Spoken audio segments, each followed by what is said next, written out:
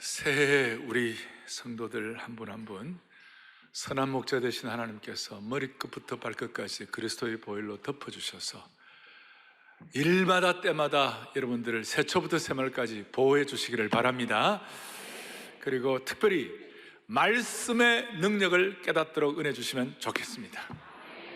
제가 이번 이렇게 일상에서 체험하는 예수님의 비유 말씀 시리즈를 시작하면서 제가 막 좀 이렇게 가슴이 이렇게 뛰어요. 그 이유가 뭐냐면, 저는 79년도에 처음 우리 청년대학부 사역을 말씀을 전하기 시작해가지고 올해가 41년째 설교를 하고 있어요.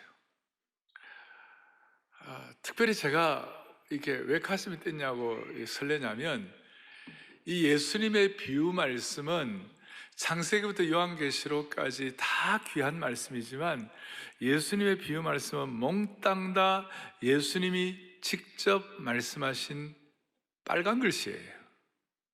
성경이란 빨간 글씨 알죠? 빨간 글씨 아닌 성경도 있나요? 그래서 이 빨간 글씨는 직접 하신 말씀이기 때문에 제가 이 내용들을 말씀 전체가 다 귀하지만, 제가 이번에 한 절 한 절 또 한 단어 한 단어 더 깊이 이렇게 천착해서 말씀을 여러분들과 나눌 거라고 생각하니까 가슴이 막 뛰는 거예요. 자, 오늘 제 첫 시작이 비유의 말씀을 문을 여는 시간인데, 하나님 나라 역사의 비밀,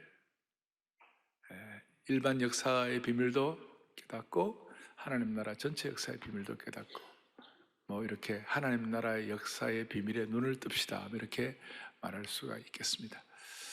오늘 본문은 마태복음 13장이고, 마태복음에는 예수님의 위대한 세 가지 설교가 나와 있습니다. 혹시 아시는지 모르겠는데, 마태복음 5장에서 7장까지 뭐가 있죠? 산상설교, 산상수훈이 있고, 또 마태복음 24장과 25장에 보면 감람산 설교가 있습니다. 예수님 사역 마무리하면서 중요한 메시지를 종말에 관한 것까지 말씀을 하고 있습니다.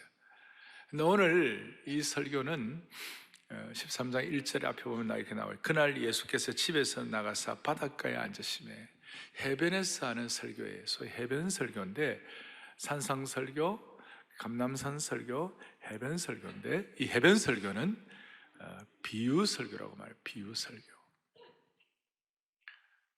그리고 이 비유 설교를 13장에는 씨 뿌리는, 이제 다음 주를 본격적으로 다룰 터인데, 씨 뿌리는 설교부터 시작해가지고 마지막 그물의 비유까지 해서 7가지 비유가 여기에 있습니다. 대체적으로 예수님의 비유는 한 35가지 된다고 그랬는데 13장에만 7가지 정도가 있습니다. 몇 가지 있다고요? 7가지. 그리고 7가지를 통하여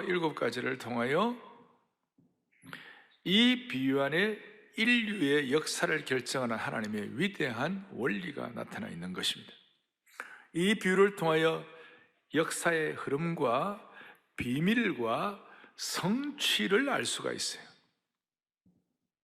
오늘 제가 하나님 나라 역사의 비밀이라고 그랬는데, 일반 세상 역사는 어떻게 구성되어 있습니까? 이 세상 역사는 왕과 제국, 전쟁, 문명 발달, 또 과학의 발명, 또 배신, 지도자, 권모술수, 이런 것들로 가득 차 있어요. 그런데 7가지 비유를 통하여 우리는 하나님의 관점에서 역사를 새롭게 바라보는 멋있는 렌즈를 낄 수가 있어요. 그래서 이 말씀 드리면서 여러분들 다 역사를 바라보는 새로운 말씀 비유의 렌즈를 한 번씩 다 장착하시기를 바랍니다. 빨간 렌즈를 끼면 다 빨갛게 보이고 파란 렌즈를 끼면 다 파랗게 보이듯이, 하나님 나라 역사를 바라보는 새로운 렌즈를 끼면 지금 우리가 맞이하고 있는 수많은 참 이 4차 산업혁명, 그리고 지금 고령화 시대, 또 세대 간의 갈등, 또 어떤 분들은 지금 대한민국의 지금 다이나믹 코리아, 한국의 역동성은 이제 끝났다, 뭐 그렇게 평가하는 교수님도 계시고, 그 이 땅은 지금 수축 사회, 위축 사회가 돼가지고 동종 교배가 이루어지고 있다. 말이 좀 어렵죠? 그러니까 옛날에는 계층 간의 점포가 다 가능했는데 요새는 그냥 좋은 아파트는 아파트끼리 게이트 만들어놓고, 옛날에는 아무리 좋은 아파트라도 거기 게이트는 없었잖아요. 그러니까 게이트 만들어 놓고 본인들끼리 살고 뭐 이렇게 한다. 뭐 이런 사회 속에서 우리가 어떻게 하나님 나라 렌즈를 끼고 이 땅에서 하나님의 사람으로 뚜벅뚜벅 걸어갈 것인가? 그 숙제가 이 말씀 속에서 해결되기를 원합니다. 자, 그러니까 이 말씀과 내 삶이 연동돼야 한다는 뜻이죠. 그래서 먼저 첫 번째 생각할 것은, 우선 제가 오늘 이렇게 가슴도 뛰고 또 치밀어오는 감사가 있는 것은, 저 같은 경우는 이 비유의 말씀을 여러분과 나누는 것 자체가 정말 너무 놀랍고, 또 우리 모두가 다 이 비유의 말씀을 깨닫는 것이 너무나 큰 축복이다. 할렐루야. 첫 번째는 뭐라고 할 수 있냐면, 예수님의 비유를 깨닫는 것이 얼마나 놀라운 일인가. 근데 독특한 것은, 예수님이 여러 군중들 그리고 무리가 다 있을 때에는 비유로만 말씀하시고 그걸 설명하거나 해석은 해주지 않으셨어요. 그러니까 그 비유를 일반 사람들이 깨달을 수가 없었어요. 35개의 비유를 그냥 말씀만 하시고 해석은 구체적으로 안 하시고 덮어두셨어요. 예를 들어 씨 뿌리는 비유 같은 경우는, 씨를 뿌렸는데 씨 뿌리는 자가 길가에, 돌밭에, 가시나무에, 옥토에 뿌렸다. 그런데 어떤 길가에 뿌리는 씨는 새가 와서 먹어버렸다. 이 정도 말씀하시고 해석은 해주지 않으셨어요. 그런데 오늘 우리들은 이 말씀을 통하여 이 말씀의 깊은 신비와 비밀을 깨달을 수 있는 것이 얼마나 놀라우냐, 이 말씀이에요. 그래서 오늘 주님 뭐라고 말씀하셨는가? 10절 다 같이 보겠습니다. 제자들이 예수께 나와 이르되 어찌하여 그들에게 비유로 말씀하시니까? 왜 비유로 말씀하시고 그걸 구체적으로 그 비유 안에 포함되어 있는 내용들은 다 설명하지 않으십니다. 이렇게 하니까 11절, 그래서 11절 대답하여 이르시되 천국의 비밀을 아는 것이 너희에게는 허락되었으나, 자, 그들에게는, 외인들에게는 허락되지 않았다. 너희들에게는 이 비밀을 깨닫고 해석되고 알아들을 수 있는 그 은혜를 주셨지만 일반 외인들에게는 허락하지 않았다. 그걸 마가복음 4장에서는 조금 더 이런 식으로 부연 설명을 하고 있어요. 마가복음 4장 11절을 보죠. 이르시되 하나님 나라의 비밀을 너희에게는 주었으나 외인에게는 모든 것을 비유로 한다. 하나님 나라의 비밀을 제자들과 이 말씀 앞에 이렇게 이 말씀을 통하여 하나님의 백성들이 된 그 사람들에게는 이걸 깨닫고 해석하게 해주었지만, 외인들에게는 이게 모든 걸 비유로 끝난다. 그러면서 이게 하나님 나라의 비밀이다. 이 비밀이라는 말이 시크릿이란 말보다는 헬라어로 무스테리온, 그래가지고 무스테리론에서 영어의 미스터리 하다는 말이 신비란 말이 여기서 나왔어요. 왜 신비한가? 외인들에게는 이게 그냥 안 깨달아지는 거예요. 또 해석이 안 되는 거예요. 이해가 안 되는 거예요. 그런데 그리스도의 백성들, 제자들에게만 이것이 깨달아지는 거예요. 그러니까 이게 너무너무 신비하다는 거예요. 오늘 우리가 이 말씀을 깨닫는 자체가 하나님의 크신 신비 안에 들어온 줄 믿으셔야 되는 것이에요. 무슨 말이냐? 여러분, 이 세상 사람들이 진리를 깨달아 보려고 애를 쓰고 수고하고, 그 다음에 막 그냥 돌을 닦고 억만금을 갖다 바치고 자기를 막 수행하고 면벽 군연을 하고 온갖 것을 다 해도 이것을 깨달을 수 있는 것이 아니고, 세상의 어떤 원칙이나 법칙 이런 것들은 그렇게 하면 깨달을 수 있을지 모르지만, 하나님 나라의 이 놀라운 것은 신비한 것이다. 이것은 하나님께서 그 비밀에 대해서 영안을 열어주셔야만 가능한 것이다. 그래서 오늘 14절에서 뭐라고 말씀하고 있는가? 강조 14절에 보죠. 이사야의 예언이 그들에게 이루어졌으니 이르시되 너희가 뭐예요? 듣기는 들어도 깨닫지 못할 것이 뭐예요? 보기는 보아도 알지 못하리라. 그런데 어떤 사람은 그 말씀 한 절 한 절이 내 마음에 교훈을 돼가지고 깨달아지는 거예요. 오죽하면 마태복음 11장 25절에 하나님 나라와 천국의 비밀이 너무 신비하고 이 비유가 비밀이기 때문에 인간의 실력과 능력과 재능으로서 깨달아질 수 않는 거에 대해서 이렇게 설명하고 있어요. 같이 보죠. 그때에 예수께서 대답하여 이르시되 크게요, 천지의 주제이신 아버지여, 이것을 지혜롭고 슬기 있는 자들에게는 숨기시고 어린아이들에게는 나타내심을 감사나이다. 아멘. 이 천국의 비밀, 신비한 것을, 복음의 비밀을 그 당시에 가장 똑똑하고 지혜롭게 여겨졌던 사람들, 예를 들어 바리새인과 서기관들은 깨닫지 못하고 오히려 무명의 사람들, 심지어 어린아이처럼 마음이 순전하고 청결한 자들만 깨달을 수가 있다. 마음이 겸비한 자들만 깨달을 수 있다. 그래서 이 비밀의 말씀이 깨달아지고 은혜를 받는 사람들은 주로 나타나는 공통적인 현상이 뭐냐면, 주님 내가 뭔데 이걸 깨달을 수 있습니까? 아니 주님 내가 어떻게 하면 좋습니까? 주여 내가 어찌하면 좋습니까? 이런 고백들이 공통적으로 나타난다는 것이에요. 그래서 이것이 너무 신비하고 영안이 열려야 되기 때문에 바울은 고린도전서 2장 13절에 뭐라고 말씀하시는가 보죠. 우리가 이것을 말하거니와 사람의 지혜가 가르친 말로 아니하고 오직 성령께서 가르치신 것으로 하니 영적인 일은 영적인 것으로 분별하느니라. 자, 영적인 일은 뭐라고요? 영적인 것으로 분별하느니라. 제가 지금 여러분들에게 일반적으로 어느 정도 하면 쉽게 착 알아들을 수 있도록 예화 많이 얘기하고 그 다음에 뭐 일반적인 논리를 가지고 집중해 하면 웬만한 거 여러분들이 알아질 수 있게 깨달아지는 거예요. 그러나 그것이 영적인 깊은 세계까지 다 할 수 있느냐, 그거는 저도 퀘스천이에요. 그래서 여러분, 영적인 일은 영적으로만 분별할 수 있는 거지. 그걸 알고 이 시간 여러분들과 제가 마음속에서 주여 내 영안을 열어주옵소서. 우리 교회 이름은 영안교회는 아니에요. 그렇지만 오늘 이 시간 영안을 열어달라고. 사랑의 교회 교우들이여, 한국교회 교우들이여, 영안을 열어주옵소서. 영안을 열어. 사실 여러분 이게 얼마나 신비한 거예요. 이게 얼마나 영안이 열려야 되는 거예요. 하나님이 어린아이로 오셔서 성육신 하셨다. 이거 어떻게 무슨 재주로 여러분들 깨달을 수 있는 것이에요?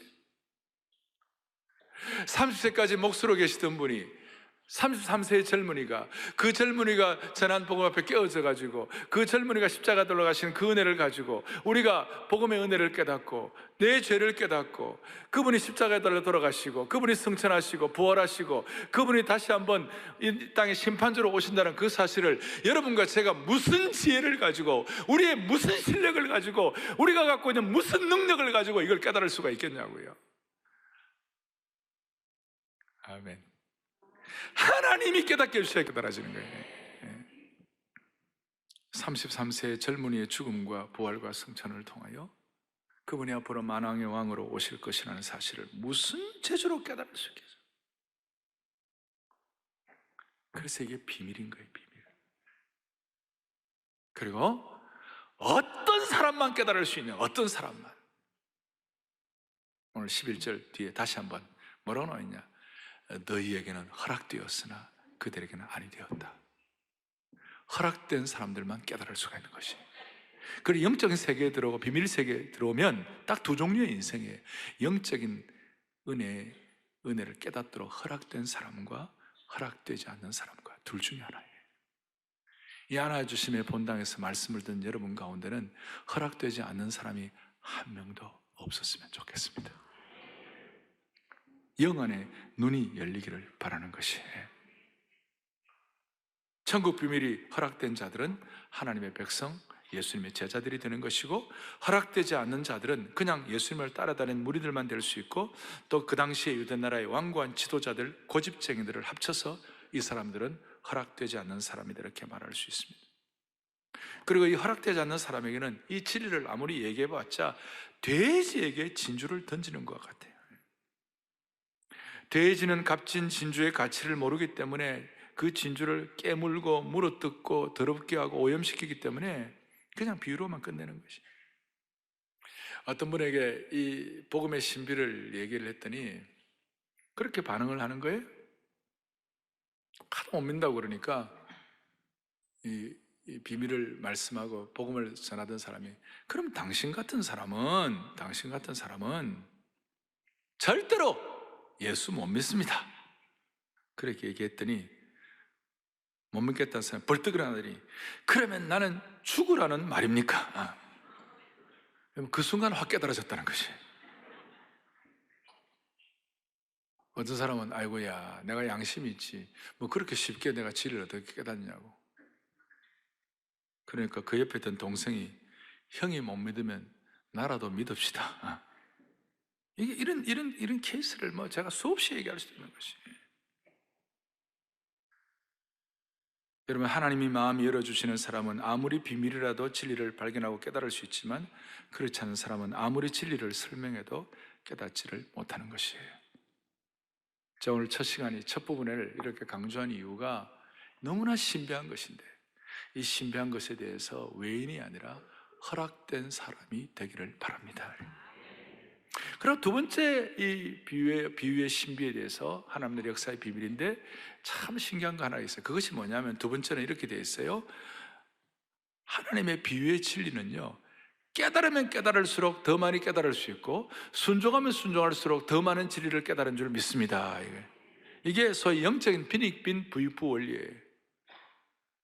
영적인 양극화 현상이에요. 은혜를 받는 사람은 더 많이 받고 받을수록 더 많이, 못 받는 사람은 더 헤매는 것이에요. 그러니까 어떤 사람은 있는 것까지도 다 뺏기는 거예요. 자, 예수님이 이 말씀을 제자들에게 이제 허락된 사람들만이 깨달을 수 있다고 하니까 제자들의 콧대가 높아지고 자부심이 아주 뿌듯했을 거예요. 자부심으로. 그럴 때 주님께서는 제자들에게 정신이 번쩍 들도록 한 방을 먹이시는 거예요. 그게 뭐냐? 12절 시작. 무릇 있는 자는 받아 넉넉하게 되되 없는 자는, 아멘. 제가 다시 한번 여러분들 정리를 해드리겠습니다. 있는 자는 더 있어지고 없는 자는 그 있는 것도 빼앗긴다. 소위 하나님 나라의 은혜의 양극화 현상이에요. 그런데 이건 양극화 같고 좀 불공평한 것 같지만, 이것이 인간의 역사와 인생을 움직이고 심지어 이 신앙에도 이것이 접목이 되는 것이에요. 삶의 모든 영역에서도 이것을 확인할 수 있는 것이에요. 여기 있는 자는 더 있어진다 할 때 있는 자라는 뜻이 뭔가 하면, 있는 자, 12절에 있는 자는 앞에 11절에 천국의 비밀을 아는 것이 허락된 자. 그러니까 천국의 비밀을 아는 것이 너에게는 허락되었으니까 천국의 비밀을 아는 것이 허락된 자에게가 있다. 그리고 있다는 현재 능동이에요. 이 모든 것들을 총합해 볼 때에 있으면 더 있어지는 것이, 없으면 있는 것까지 빼앗기는 것이.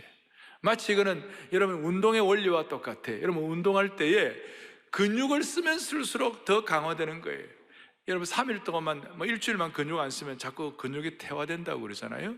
반대로 근육은 쓰지 않으면 않을수록 가만히 있는 것이 아니라 점점 퇴화되는 것이에요. 그러니까 근육을 쓰면 쓸수록 더 강화되고 사용하지 않으면 않을수록 약해지고 위축된다는 것이에요. 팔이나 다리를 다쳐가지고 여러분 기부스를 해가지고 몇 달 동안 기부사고 나면 그 근육이 사라지고 한동안 그 근육 때문에 어려움을 겪는 것을 경험해 보셨을 거예요. 근육은 쓰면 쓸수록, 힘은 쓰면 쓸수록 나오는 것이, 안 쓰면 안 쓸수록 더 약화되는 것이. 이 정신세계도 마찬가지예요. 제가 아는 시인 목사님이 있는데 이번에 시집을 갖다 한 20-30권을 냈어요. 아주 많이 냈어요.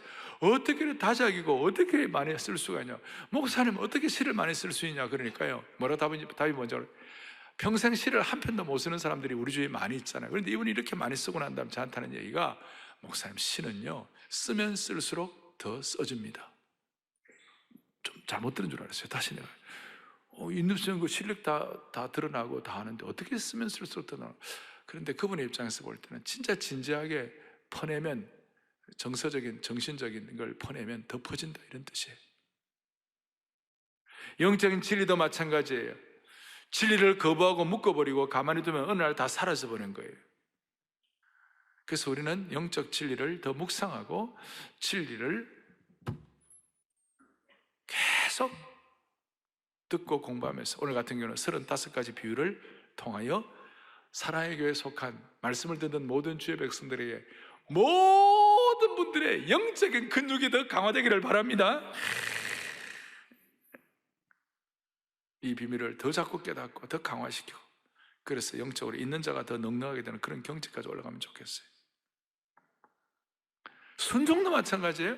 우리가 순종을 깨달으면, 순종하면 할수록 근육이 더 강화되고, 순종하는 근육이 더 강화되고, 그런데 순종하지 않으면 않을수록 근육이 약화되고 지리를 빼앗기게 되고 사라져버리게 되는 것이, 이게 여러분 세속 역사에도 똑같이 반복이 되는 것입니다. 역사적으로 진리를 순종하는 나라일수록 더 강해지고 그 공동체와 개인이 더 축복이 된 것이, 그리고 진리를 순종하지 않는 나라의 힘은 점점 약해지는 것이. 예를 들어서 19세기 말 대영 제국, 영국은요, 유나이티드 킹덤, 그 대영 제국은 해가 지지 않는 나라였어요. 그럴 수밖에 없죠. 호주까지 다 하고 캐나다까지 다 하고 영국, 아프리카, 사우스 아프리카 다 전부 무슨 인도, 전 세계를 다 가장 큰 것을 다 잡았잖아요. 그게 좋다 나쁘다를 떠나서 그때에 하나님의 말씀이 얼마나 왕성했는지, 스펄전 목사님의 설교 한번 하면 제대로 음향시설도 없는데 5,000명 이상 되는 강당에다가 말씀을 듣고 그 영국의 말씀이 선포되고 영국의 말씀의 능력이 강화되고, 그럴수록 영국의 나라는 더 했는데, 이제 말씀이 약해지고 힘드니까 이제는 영국의 브렉시트, 영국도 어떻게 될지 모르겠어요. 대로마 제국이 하나님 말씀 받아들여가지고 복음의 역사 앞에 로마 제국이 백기를 드니까 로마에 얼마나 영적으로 강화되는지, 로마의 법, 로마 제국, 로마의 힘, 로마의 도로, 로마의 제도들이 강력하게 강화됐지만 말씀 무시하고 그냥 말씀 약화시켰더니 나중에 하루아침에 바바리안들, 게르만족에게 그냥 로마가 쇠퇴하게 되는 것이에요. 그때 쇠퇴할 때는 원로원의 지혜나 로마의 강력한 법이나 로마의 아피아 가도나 로마의 제도가 아무런 힘을 발휘할 수가 없었어요. 로마뿐입니까? 러시아가 복음의 진리를 놓치고 기독교의 진수를 빼고 종교의식의 껍데기만 남아있을 때 러시아는 혁명을 경험할 수밖에 없었던 것이. 미국도 마찬가지예요. 미국도 지금 복음의 역사가 약하다, 미국도 힘들게 될 거예요. 대신 조그마한 나라 네덜란드 같은 나라는 그 나라의 수상, 그 나라의 총지도자를 목사로 세웠어요. 아브라함 카이프라는 위대한 신학자예요. 일반 은총의 원리에 대해서, 그리고 하나님 나라 전체에 대한 그 당시에 그 하나님 나라의 역사의 비밀에 눈뜬 수많은 네덜란드 신학자들이 배출되고 강력하게 하나님 나라 비밀에 대해서 선포되고 말씀의 깊이가 강화될 때 수면보다 더 낮은 수많은 약점이 있는 네덜란드가 얼마나 부흥을 하는지, 지금도 네덜란드는 작은 나라지만 그때 부흥의 유산을 먹고 살고 있는 것이에요. 별로 아멘도 안 하시고 그냥 할람하고 말람 말고 그냥 원리는 뭐냐? 원리는 진리는 쓰면 쓸수록 강화되는 것이, 쓰지 않으면 쓰지 않을수록 점점 약화되는 것이. 개인도 마찬가지예요. 개인도. 그래서 오늘 이번 주제가가 뭐냐면 주 말씀 내 발의 등이요 내 길의 빛이다. 이런 이제 에이미 그랜트하고 마이클 W 스미스가 했던 찬송인데요. 너무 놀라운 찬송. 여러분, 등이 더 힘이 있습니까? 빛이 더 힘이 있습니까? 그러니까 말씀이 내 발에 등이 되면 또 빛이 되어주시는 것이, 할렐루야, 더 강화되는 거예요. 또 달고 오면 그 말씀은 생명의 말씀은, 이거는 찬송가 주제가 될 터인데, 이 생명의 말씀은 길과 믿음 밝히 보여주고, 그 다음에는 뭐냐면 이 말씀 듣는 사람들 더 용서와 평안을 더 얻게 되고 널리 울리게 되고 점점점 크레센드가 되는 것이. 그러니까 쓰면 쓸수록 세속 역사도 마찬가지. 대한민국이 가장 강력하고 힘이 있을 때 중에 하나가 뭐냐면, 모든 성도들이 함께 모여가지고 하나님 말씀 높여드리고 가정마다 가정예배 드리고, 심지어 어떤 가정은 아침에도 드리고 저녁에도 드리고, 목사도 아닌데 집안에 무슨 선교사 집안도 아닌데 날마다 말씀을 가정예배 드리고, 그렇게 할 때마다 그 집안을 복되게 하시고 복 주시고 그 집안을 다시 한번 이렇게 세울 수 있는 하나님의 능력을 가정마다 허락해 주신 것을 믿으셔야 되는 거예요. 지금은 사회가 아까 위축 사회라고 그러고 동종교배의 사회다, 대한민국의 다이나믹 코리아는 이제 끝났다, 아무리 외쳐지지 그렇게 얘기한다 할지 그거는 사실 보고고, 우리가 영적인 눈이 열려고 하나님의 신비의 눈이 열려가지고 The Mystery, 하나님의 신비의 눈이 열려가지고 우리 모두의 마음속에 사실 보고 정도가 아니라 팩트 리포트가 아니라 페이스 리포트, 믿음 보고를 하게 되면 영적으로 강화하면 강화할수록 더 새로워지고 그 한계를 돌파할 수 있도록 붙잡아 주시는 것이. 여러분 지금 진짜 돌파구가 필요합니까? 다시 한번 아침마다 가정예배 한번 드려보세요. 무슨 일이 일어나는지. 강화되면 강화될수록, 근육은 쓰면 쓸수록 하나님의 말씀은 있는 자는 더 있어지는 이 진리 가운데서 눈을 뜨기를 바라는 것이 독특한 것입니다. 스포츠는 유명한 설교가 있잖아요. 어두움 가운데서 촛불이 있습니다. 촛불을 보고 감사하는 자는 하나님은 더 강화시켜가지고 촛불보다 더한 달빛을 주시고, 달빛을 보고 감사하는 자는 달빛보다 더 강력한 햇빛을 주시고, 촛불과 달빛과 햇빛을 감사하고 점점 더 강화하면 촛불도 달빛도 햇빛도 필요 없는 찬란한 하나님의 영광스러운 새 예루살렘의 빛을 허락하여 주실 것이다. 이게 영적인 근육이 강화되고 가슴은 쓸수록 더 강화되는 것이에요. 그래서 그러면 주님이 한 번 더 꽝 때리시는 거예요. 13절에 그러므로 그들이 보아도 보지 못하고 들어도 듣지 못하고 깨닫지 못한다. 오늘 이런 비극이 아무에게도 일어나지 않기를 원합니다. 그러면 이제 중요한 것은, 그럼 비밀의 핵심이 뭐냐? 신비의 핵심이 뭐냐? 골로새서 1장 26절 27절 바울이 깨달은 진리가 우리의 마음에 확연하게 다 와닿는 거예요. 우리 다 같이 크게 합독합시다. 핵심을 깨달으러 시작. 이 비밀은 만세와 만대로부터 감추어졌던 것인데 이제는 그의 성도들에게 나타났고, 27절에 하나님이 그들로 하여금 이 비밀의 영광이 이방인 가운데 얼마나 풍성한지를 알게 하려 하심이라.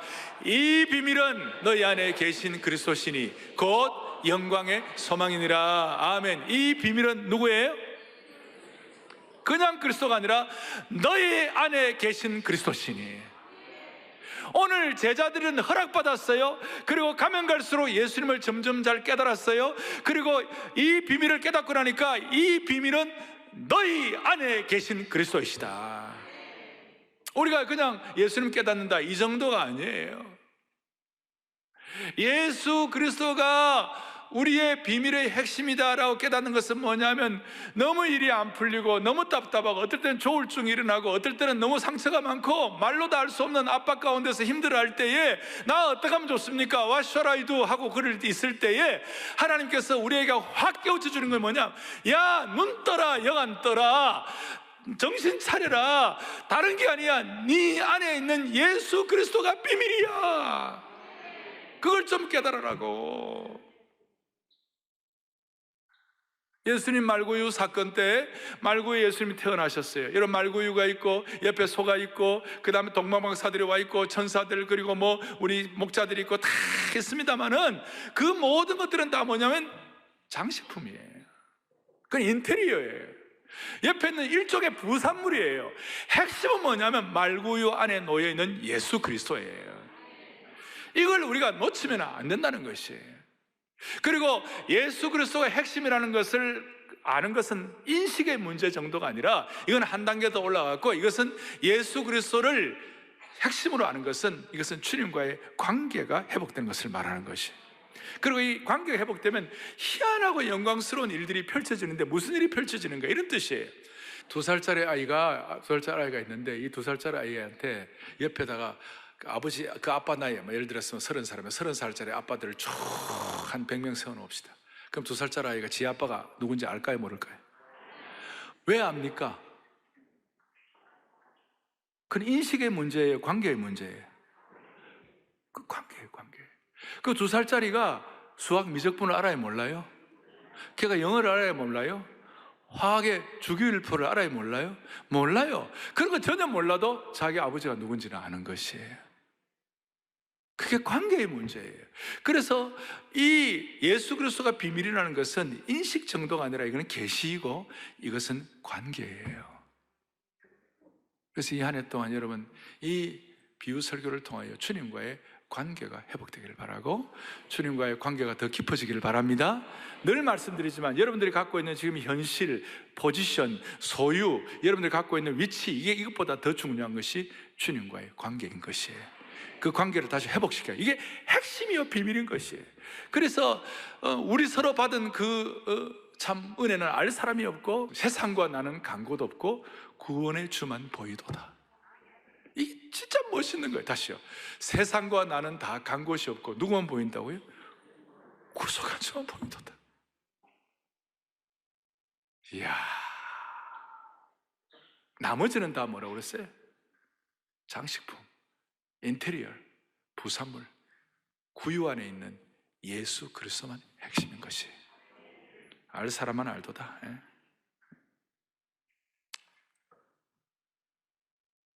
그러니까 이제 거기에 이제 이런 걸 다 정리를 하고, 그런데 15절에 아주 흥미있는 내용이 나와 있어요. 15절이 뭐라고 나와요? 15절을 같이 우리 또박또박 보겠습니다. 함께 보죠.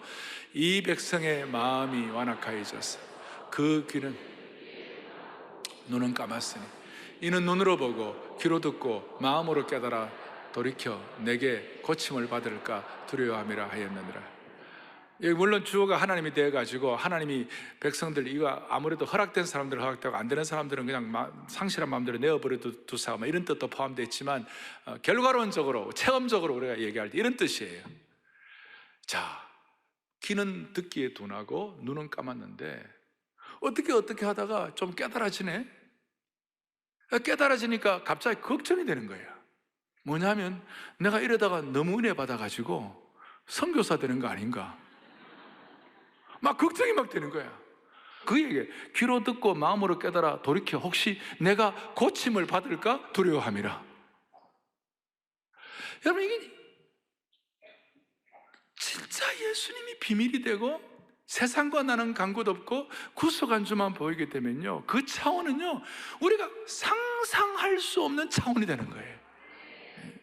상상할 수 없는 수준이 되는 거예요. 그게 얼마나 대단한지, 얼마나 멋있는지, 적당한 은혜를 받은 사람은 죽어도 깨달을 수 없는 영광스러운 수준이 있는데, 그 수준에 대해서 바울이 늘 고백한 거예요. 이게 38선이에요. 38선. 빌립보서 3장 8절. 자, 시작. 또한 모든 것을 해로 여김은 내 주 그리스도를 아는 지식이 가장 고산하기 때문이라. 내가 그를 위하여 모든 것을 잃어버리고 배설물로 여김은 그리스도를 알고 그 안에서 발견되는. 8절 뒷부분에 그를 위하여, 앞에 거는 다 생각하지 말아요. 내가 그를 위하여 모든 것을 잃어버리고 뭘 여겼다고요? 배설물. 죄송합니다, 개똥으로 여겼다는 거예요. 그 이유는 그리스도를 얻고 주님 안에서 발견되게 한다. 이게 너무너무 고상하다는 거예요. 바울이 어떤 사람입니까? 당시 최고의 집안의 성골이었고 학문에 통달한 사람이었어요. 얼마든지 세상 나름대로의 즐거움과 수준과 고상함과 클래식과 아치와 아름다운 취미와 이거 얼마든지 할 수 있는 사람, 우아한 취미를 할 수 있는 사람이에요. 근데 그걸 전부 다 뺏어. 왜냐하면 예수님의 비밀을 발견하니까 나머지는, 죄송합니다, 개똥이에요. 그래서 이 예수님에 대한 지식을 제대로 알고 나면 무슨 일이 벌어지는가 하면, 이 고상해가지고요, 이 은혜가 나를 고상하게 만드는 것이. 다시 나를 뭐 하게 만든다고요? 고상하게, 나를 너무나 고상해지는 거예요. 이렇게 이 은혜를 갖고 있는 공동체도 고상해지고 나라도 고상해지는 줄로 믿습니다. 그러니까 예수 그리스도를 아는 지식이 편만하기 때문에 말미암아 이 나라가 고상한 수준으로 올라가기를 원합니다. 높은 수준. 근데 이걸 모르는 사람은 고침을 받을까 두려워. 혹시 나 이러다가 선교사 되면 어떻게 하나? 나 이러다가 나 헌신하면 어떻게 되나? 이러다가 나 진짜 뭐 어떻게 되면 어떡하나? 여러분, 아이고 주여, 얼마나 이게 고상하고 귀한 건지. 제가 좀 신학 석사를 공부했던 켈빈 신학교에, 미국 그런 래피드 미시간에 있는 그런 켈빈 신학교에 그 배지가 뭐냐, 배지 목표가 뭐냐면 이렇게 나와 있어요. 저렇게 동그란 원안에다가 사각형 그 안에 손이 있고 손에다가 이제 심장을 주님께 올려드리고, 뭐 사랑도 올려드리고 자기의 마음도 올려드리지만 사실은 내 심장을 주님께 올려, 나의 심장과 심정을 주님께 올려드립니다. 즉시 그리고 신실하게. My heart I offer, Lord, promptly and sincerely. Corum tibi offero, domine prompte et sincere. 맞는지 모르겠어요. 라틴어예요. 나의 심장을 주는 걸 즉시. 왜? 이게 너무나도 너무 신비하고 너무 귀하기 때문에. 그런데 어떤 사람들은 아이고야, 이러다가 부비클럽의 즐거움도 없고 낚시의 재미도 없고 터비스에 나오려고 하다가 이불 속에 따뜻하게 누워가지고 이불 속에서 그 유튜브를 보면서 감사합니다 하는 이불 속에 즐거움도 없고, 이러면 어떻게 하나. 그런데 그런 사람들, 그런 상황은 명함도 내밀 수 없는 기쁨과 우리 목숨도 아깝지 않을 만한 영광과 기쁨을 주님이 주시는 것이에요. 그러니까 심장을 바치는 거예요. 아십니까? 그 진짜 은혜는 헌신하여 받는 것이에요. 초등 단계는 주님이 부어주신 은혜도 있고 물질적인 축복도 있고 여러 가지 여러분들의 삶의 평안도 주시고 심지어는 건강의 기적도 주시고 다 하지만 그거는 보통이고, 진짜 은혜는 헌신하여 받는 것이, 이걸 알 사람이 없도다. 이게 얼마나 축복인지 제가 한 절 한 절 다 했는데 마지막 17절, 이게 얼마나 큰 축복인지. 시작. 내가 진실로 너희에게 이르노니 많은 선지자와 의인이 너희가 보는 것들을 보고자 하여도 보지 못하였고 너희가 듣는 것들을 듣고자 하여도 듣지 못하였고. 자, 이 말씀을 지금 누가 누구에게 하시는 거예요? 빨간 글씨로 누가 누구에게 하시는 거예요? 예수님이 제자들에게 하시는 거예요. 조금 더 깊이 우리가 해석을 하면 오늘 이 시간 주님이 우리에게 이 말씀을 하시는 것이에요. 네? 너희가 깨달은 이 진리가 얼마나 대단한가 하면 과거에 많은 선지자와 의인이 보고 싶어도 보지 못했던 것이고, 과거에 많은 선지자, 예를 들어서 모세다, 그 다음에 엘리야다, 엘리사다, 다니엘이다, 에스겔이다, 이사야다, 이 영광스러운 선지자가 듣고자 해도 듣지 못할 정도의 영광스러운 축복이다 하는 것이. 왜? 최고의 비밀이 예수 그리스도니까. 제자들은 예수님과 함께 동행하며 비유의 말씀을 해석을 듣고 예수님의 마지막 승천까지 본 것이니까 얼마나 축복. 우리는 그 말씀 전체가 기록된, 성령으로 기록된 하나님 말씀을 우리가 이제 날마다 다루게 되니까 우리는 옛날에 선지자들이 보지도 못했던, 선지자들이 듣지도 못했던 그 영광스러운 실체를 지금 경험하고 있는 것이. 옛날에 선지자들은 그냥 그림자 정도만 본 것이에요. 우리는 그림자가 아니라 실체를 보는 것이에요. 오늘 이 은혜가 여러분 모두에게 특권이 되기를 바라고, 그리고 오늘 처음 제가 말씀한 대로 비유를 깨닫는 것이 참으로 원더풀한 것이다. 허락된 사람들만에게 주신 이 놀라운 일들이 여러분들의 삶 가운데 일상에서 체험되기를 바라는 것이에요. 그리고 두 눈이 꽉 감겨있는 분들, 이런 얘기를 해도 무슨 말인지 모르는 사람들은 우리 1년 동안에 이 35개 하는 동안에 무슨 일이 벌어지느냐 하면, 이 가운데 혹시 영적인 맹인들이 있는 분들은 이 말씀이 깨달아져 가지고 주님 앞에 내 인생의 가장 신비가 예수 그리스도가 깨달아지는 것이다, 그걸 확인할 수 있도록 도와주시길 바랍니다. 그리고 눈을 반쯤만 뜨고 있는 사람들이 있어요. 반은 진리를 보고 반은 지금도 SNS를 보고 있고, 반만 눈 뜬 사람들은 전체가 눈을 뜨게 하여 주시옵소서. 그리고 오늘 말씀한 대로 진리는 강화하면 강화할수록 더 강해지고, 영적인 은혜는 받으면 받을수록 더 많아지고, 근육은 쓰면 쓸수록 더 강화되고, 영적인 믿음의 근육이 강화되어 주 말씀 내 발에 등이 될 뿐만 아니라 내 길에 빛이 되기를 바랍니다. 주 말씀 하겠습니다. 주 말씀 내 발에 등이요 나의 길에. 다시 한번 주 말씀,